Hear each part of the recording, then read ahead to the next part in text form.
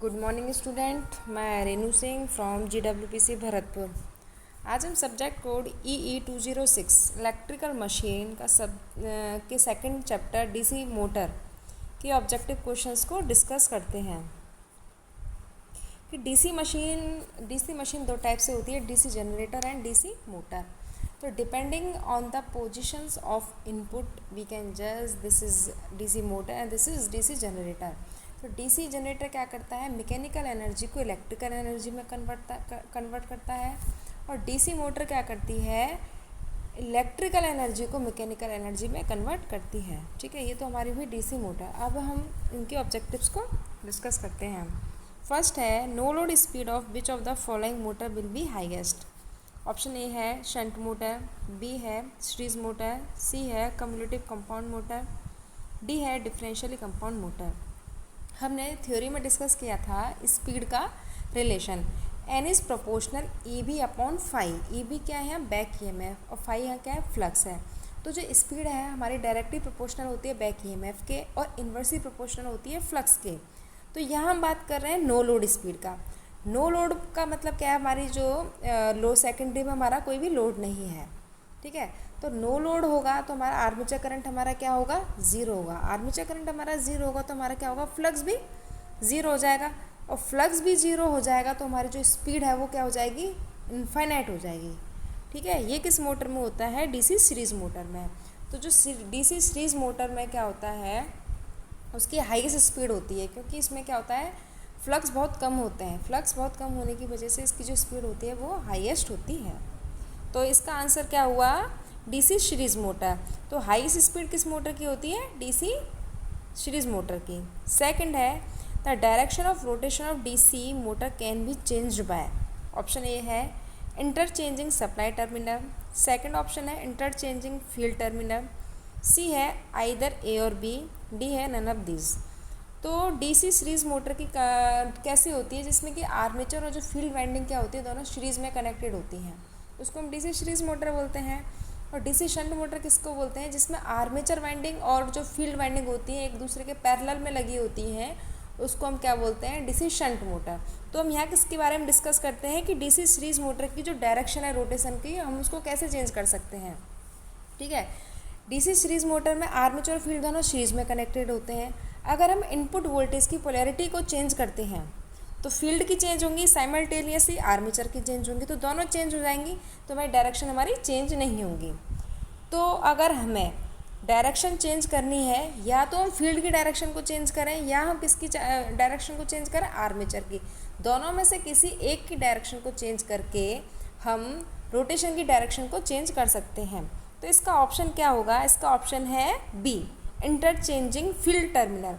हम supply terminal को change करके डायरेक्शन चेंज नहीं कर सकते। सप्लाई वोल्टेज को अगर हम चेंज कर रहे हैं, उनकी पोलैरिटी को चेंज कर रहे हैं, तो दोनों की एक साथ चेंज होगी, फील्ड की भी एक साथ, फील्ड और आर्मेचर की दोनों की एक साथ चेंज होगी, जिससे कि जो मोटर है वो सेम डायरेक्शन में ही रोटेट करेगी। अगर हमें मोटर की डायरेक्शन को चेंज करना है, या तो हमें फील्ड की डायरेक्शन को चेंज करना होगा, या हमें आर्मेचर की। तो इसका ऑप्शन क्या होगा, बी। थर्ड है, विच of the following application require high starting torque. First है लेथ मशीन्स, बी है सेंट्रीफ्यूगल स्विच, सी है लोकोमोटिव, डी है एयर ब्लोअर्स। तो इन चारों ऑप्शन में से किस मोटर को, जो चारों में से किस में हाई स्टार्टिंग टॉर्क की ज़रूरत होती है।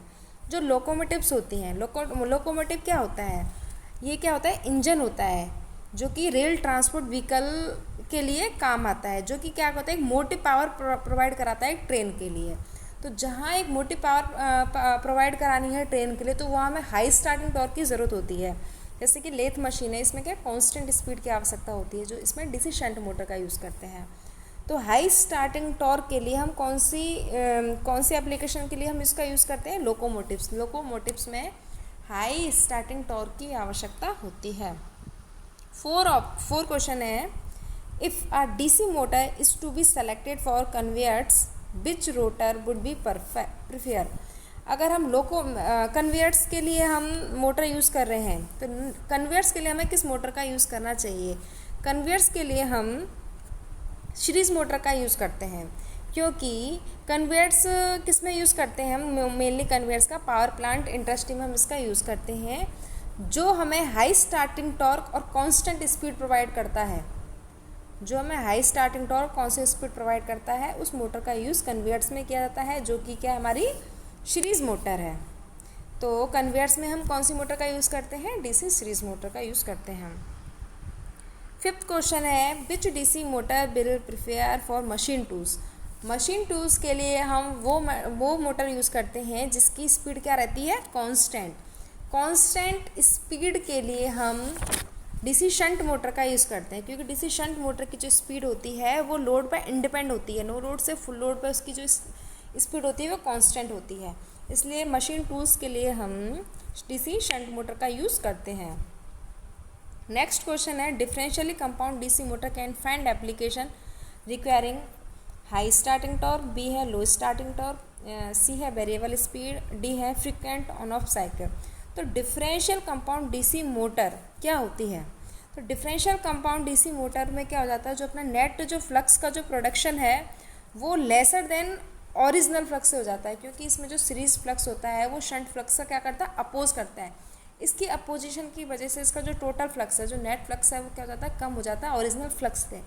इसलिए इसका जो यूज़ होता है वो लो स्टार्टिंग टॉर्क में यूज़ करते हैं, जैसे कि मिक्सचर्स में, ड्राइव्स में यूज़ करते हैं। तो डिफरेंशियली कंपाउंड डीसी मोटर कहाँ यूज़ करते हैं, जहाँ लो स्टार्टिंग टॉर्क की आवश्यकता होती है। सेवन्थ है, which DC motor is prefer for elevators. Elevators के लिए हम कौन सी मोटर का यूज़ करते हैं, तो एलिवेटर्स के लिए हम कम्युलेटिव कंपाउंड मोटर का यूज़ करते हैं, क्योंकि ये जो मोटर है कम्युलेटिव कंपाउंड डीसी मोटर क्या करती है, gives high starting torque like DC series motor and give good speed regulation at high speed like DC shunt motor. तो जो कम्युलेटिवली कंपाउंड मोटर्स है, इसमें सीरीज और शंट दोनों मोटर के जो दो मेन एडवांटेज है दोनों इसमें इंक्लूड हो जाते हैं। इसलिए एलिवेटर्स के लिए कम्युलेटिवली कंपाउंड मोटर का हम यूज़ करते हैं, जिसकी हाई स्टार्टिंग टॉर्क होता है, बेटर स्पीड रेगुलेशन होती है। नेक्स्ट है, according to Fleming left hand rule when the four finger, according to Fleming left hand rule when the four finger point in the direction of the field और flux, the middle finger will point in the direction. तो Fleming left hand rule में क्या होता है, एक four finger होती है, एक मिडिल फिंगर होती है, थंब होता है। जो थंब होता है वो फोर्स को इंडिकेट करता है, जो फोर फिंगर होती है वो फ्लक्स लाइन को इंडिकेट करती है, और जो मिडिल फिंगर है वो किसको करती है, करंट इन दैट कंडक्टर। तो इसमें ऑप्शन क्या होगा, ए है करंट इन कंडक्टर, बी है resultant force on conductor, D है नन ऑफ दीज। तो इसका आंसर क्या होगा, ए। जो मिडिल फिंगर है वो किसको इंडिकेट करती है, करंट इन द कंडक्टर। अब है ninth, if the field of DC shunt motor get open while motor is running. अगर हमारी मोटर रन कर रही है और रनिंग कंडीशन में और उसका हम फील्ड हटा देते हैं, फील्ड को हम क्या कर देते हैं, ओपन कर देते हैं, तो क्या होगा। ऑप्शन ए है the speed of motor will be reduce, B option है armature current will reduce, C है motor will attain dangerously high speed, D है the motor will continuously to novate constant speed. हमने यहाँ एक relation पढ़ाता है speed, N is proportional E B upon five. N है ना स्पीड, स्पीड जो स्पीड होती है वो डायरेक्टली प्रोपोर्शनल होती है बैक ईएमएफ के, इनवर्सली प्रोपोर्शनल होती है फ्लक्स के। अगर नॉर्मली रनिंग कंडीशन में अपनी मोटर है और उस रनिंग कंडीशन में से अपने उसको फ्लक्स को हटा देते हैं, मतलब फील्ड ओपन कर देते हैं, तो फ्लक्स हमारा क्या हो जाएगा, जीरो हो जाएगा। और फ्लक्स हमारा इनवर्सली प्रोपोर्शनल होता है स्पीड का, फ्लक्स जीरो है तो स्पीड हमारी क्या हो जाएगी, इनफाइनाइट हो जाएगी। इसका मतलब ऑप्शन क्या है, C, the motor will attain dangerously high speed. अगर हमारा फील्ड ओपन है तो जो मोटर की जो स्पीड है वो बहुत ज़्यादा हो जाती है, तो उसका ऑप्शन हो गया सी। अब है 10th question, starter are use with DC motor because, A है these motor have high starting torque, B option है these motor are not self starting, C option है back EMF of this motor is zero initially, D है to restrict armature current as there is no back EMF while starting. तो हमने यहाँ discuss किया था theory में कि starter क्या करता है, starter is use to limit high starting current. Starter क्या करता है, इनिशियली स्टार्टिंग में इस आर्मेचर करंट को क्या करता है, लिमिट करता है, क्योंकि इनिशियली क्या होता है, अपना बैक ईएमएफ होता है, ज़ीरो हो जाता है। तो हमने यह मोटर की इक्वेशन पढ़ी थी, EV equals to V minus IA RA। Initially अगर अपना बैक ईएमएफ ज़ीरो होगा तो V equals to IA RA। तो अगर आर्मेचर करंट निकालेंगे IA equals to V upon RA। तो नॉर्मली आर्मेचर रेजिस्टेंस 0 से 1 ओम के लिए होता है। अगर हम उसको हाईएस्ट 1 ओम मान लेते हैं तो I is proportional to V। तो जो हमारा जो आर्मेचर करंट है वो वोल्टेज के बराबर हो जाता है, मतलब बहुत ज़्यादा हाई हो जाता है। जो इनिशियली जो स्टार्टिंग करंट हमारा जो हाई हो जाता है, इस हाई स्टार्टिंग करंट को कम करने के लिए, उसको कंट्रोल करने के लिए, उसको लिमिट करने के लिए हम क्या करते हैं, स्टार्टर का यूज़ करते हैं। तो ऑप्शन डी है, to restrict armature current as there is no back EMF while starting. ठीक है। अब है 11th question, in DC shunt motor as load is reduce. Load is reduce, A option है, स्पीड विल इंक्रीज। बी है, speed will increase proportional to reduction in load. C है, speed will remain almost constant. D है, speed will reduce. तो जैसे DC shunt motor की application, हम DC shunt motor को वहाँ यूज़ करते हैं जहाँ कांस्टेंट स्पीड की आवश्यकता होती है। ठीक है। अगर लोड बढ़ रहा है या कम हो रहा है तो उसकी स्पीड पर कोई इफेक्ट नहीं पड़ता है। डीसी शंट मोटर है, ठीक है, जिसकी हम स्पीड और आर्मेचर करंट की जो करेक्टरिस्टिक्स देखते हैं, जो उस ग्राफ में आता है, स्पीड और आर्मेचर करंट की जो करेक्टरिस्टिक है वो हमेशा क्या आती है, लीनियर आती है, बहुत ही डाइवर्ट होती है। तो इसमें नेग्लिजिबल चेंज आता है लोड के बढ़ने से या कम होने से, इसकी स्पीड ऑलमोस्ट क्या रहती है, कांस्टेंट रहती है। तो ऑप्शन क्या रहेगा इसका, सी। अब है 12th question, a DC series motor is that which has its field winding consist of thick wire and less turn. B है, has a poor top. C है, can we started easily without low. D है, has almost constant speed.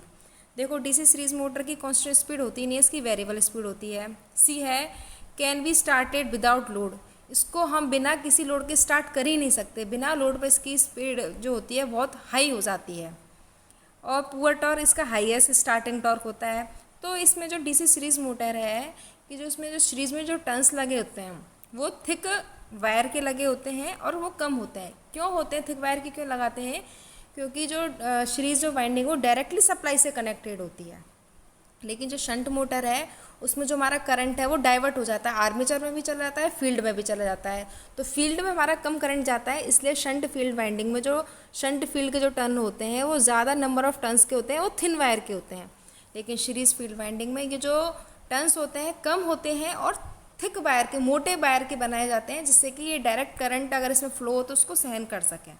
तो इसका option होगा ए। 13 question है, for starting DC motor starter is require because, मतलब DC motor को start करने के लिए स्टार्टर की रिक्वायरमेंट क्यों होती है। ए है, it limit the speed of motor. B है, it limit the starting current to a safe value. C है, is start the motor. D है, नन ऑफ दिस। अभी हमने इससे पहले क्वेश्चन था, सिमिलर ही था कुछ, उसमें डिस्कस किया था। तो यहाँ जो इस डीसी मोटर का जो स्टार्टर है वो क्या करता है, स्टार्टिंग करंट को एक सेफ वैल्यू तक लिमिट करता है। वो मोटर के स्टार्ट करने के लिए काम नहीं लेते हम स्टार्टर को, या मोटर को हमको स्टार्ट करना है तो हम स्टार्टर लगा देंगे जिससे कि स्टार्ट हो जाएगी। हम स्टार्टर का यूज़ इनिशियली करंट को कंट्रोल करने के लिए करते हैं, क्योंकि इनिशियली क्या होता है, अपना बैक ईएमएफ क्या होता है, ज़ीरो होता है। बैक ईएमएफ के जीरो होने से जो आर्मेचर करंट है वो सप्लाई वोल्टेज के इक्विवेलेंट पहुंच जाता है, जो कि बहुत हाई होता है, जो कि 5 to 7 times of normal current के होता है। वो उस हाई करंट की वजह से जो हमारा आर्मेचर है वो डैमेज हो सकता है, मशीन डैमेज हो सकती है। इसलिए इस हाई करंट को कम करने के लिए, सेफ वैल्यू तक लाने के लिए हम स्टार्टर का यूज़ करते हैं। 14 क्वेश्चन है, the types of DC motor use in shears and punch. हम शेयर्स और पंच में हम कौन सी मोटर यूज़ करते हैं, कम्युलेटिवली कंपाउंड मोटर यूज़ करते हैं। कि DC motor develop high starting torque and only Fairlie constant speed. तो हम उसमें हम कम्युलेटिवली कंपाउंड मोटर का यूज़ करते हैं। तो शेयर्स एंड पंचर्स में हम कौन सी मोटर यूज़ करते हैं, कम्युलेटिवली कंपाउंड डीसी मोटर का यूज़ करते हैं, क्योंकि इसका हाई स्टार्टिंग टॉर्क होता है और इसकी जो स्पीड होती है वो कांस्टेंट होती है पल्सेटिंग लोड पर।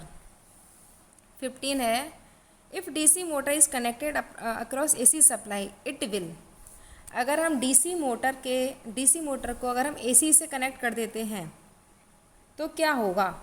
अगर हम डीसी सीरीज मोटर को क्या कर देते हैं, एसी से कनेक्ट कर देते हैं तो इसमें फर्स्ट ऑप्शन है run at normal speed, B है नॉट रन, सी है run at lower speed, D है वन due to heat produce in field winding व एडी करंट।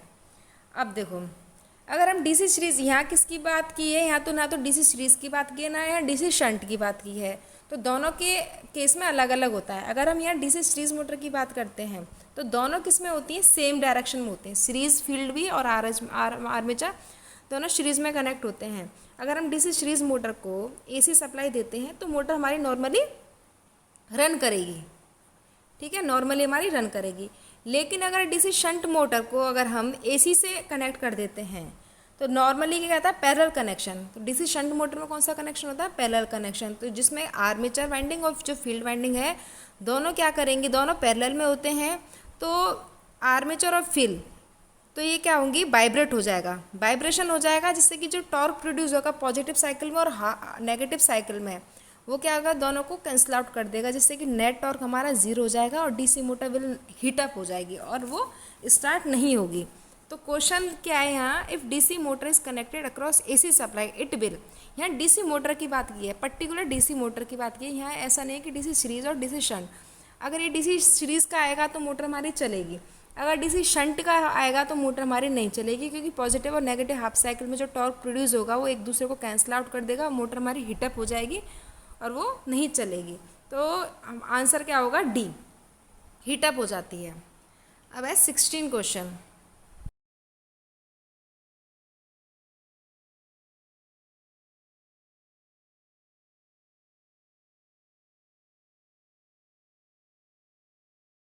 नेक्स्ट है 16 question, to get the speed of DC motor below normal without wastage of electrical energy is use, first है volume method, rheostat control, any of the above, none of these.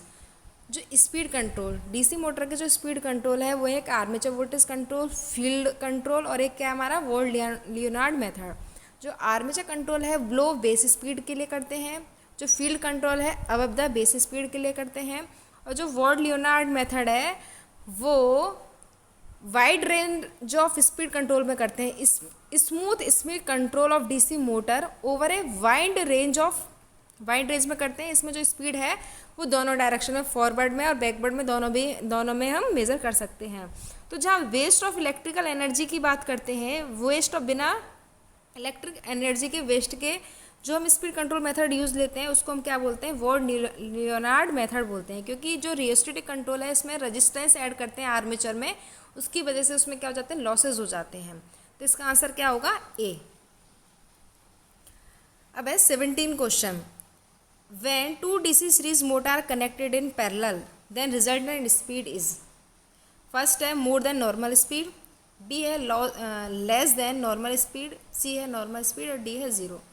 देखो, हम जानते हैं कि parallel में हमारे voltage same रहते हैं और करंट हमारा क्या हो जाता है, हाफ हो जाता है। तो दो मोटर हमारी पैरेलल में कनेक्टेड हैं तो उनके अक्रॉस में वोल्टेज तो सेम रहेंगे, लेकिन करंट दोनों में क्या हो जाएगा, हाफ हाफ हो जाएगा। हम जानते हैं speed N is proportional E B upon 5, जो ई बी बैक EMF है वो प्रोपोर्शनल किसके होता है, वोल्टेज के, जो फ्लक्स होता है वो किसके प्रोपोर्शनल होता है, करंट के। तो N is proportional B upon I हो गया, बी तो हमारा सेम रहेगा, लेकिन जो करंट है वो कितना हो जाएगा, 1/2, तो 1/2 2 ऊपर आ जाएगा, 1 नीचे रह जाएगा, तो जो स्पीड है हमारी मोर देन नॉर्मल स्पीड हमको मिलेगी। तो इसका आंसर क्या होगा, ए। 18 है, the speed of DC shunt motor more than it's full load speed can be obtain. अभी बताया था कि फुल लोड स्पीड से ज़्यादा स्पीड प्राप्त करने के लिए हमें क्या करते हैं कि स्पीड हमारी इन्वर्सली प्रोपोर्शनल होती है फ्लक्स के, ठीक है। तो इसमें क्या होगा, डिक्रीज द फील्ड करंट, अगर फील्ड करंट को हम रिड्यूस करेंगे तो फील्ड फ्लक्स कम होगा, फील्ड फ्लक्स कम होगा तो हमारी स्पीड क्या हो जाएगी, ज़्यादा हो जाएगी, ठीक है। ये हो गया। अब है 19, इन डीसी मोटर स्पीड का रिलेशन था N is proportional E B upon 5, तो बैक EMF के तो डायरेक्टली प्रोपोर्शनल होती है और फ्लक्स के इन्वर्सली प्रोपोर्शनल होती है। तो इसका आंसर होगा इंडिपेंडेंट ऑफ आर्मेचर करंट, कि जो स्पीड होती है हमारे आर्मेचर करंट पर इंडिपेंड होती है, वो फील्ड करंट पर डिपेंड करती है, क्योंकि फील्ड करंट किसके प्रोपोर्शनल होता है, फ्लक्स के। तो इसका आंसर होगा independent of field current. B option है directly proportional to armature current, गलत है। सी है proportional to square of the armature current गलत है, inversely proportional to armature current गलत है। तो ये क्या है, इसका आंसर है कि इंडिपेंड ऑन आर्मेचर करंट, कि जो कि आर्मेचर करंट पर इंडिपेंड रहते हैं, उस पर डिपेंड नहीं करती है। अब है ड्यूल स्टार्टर। ड्यूल स्टार्टर को बोलते हैं डायरेक्ट ऑनलाइन स्टार्टर का, जो हम यूज़ करते हैं वो 5 HP मोटर के लिए, अप टू 5 HP मोटर तक के लिए, हम स्मॉल मोटर के लिए हम ड्यूल स्टार्टर का यूज़ करते हैं। और उससे ज़्यादा रेटिंग के लिए होता है तो स्टार डेल्टा, ऑटो ट्रांसफार्मर आदि स्टार्टर का हम यूज़ करते हैं। नेक्स्ट क्वेश्चन है और last, what will happen if back EMF of DC motor one is suddenly.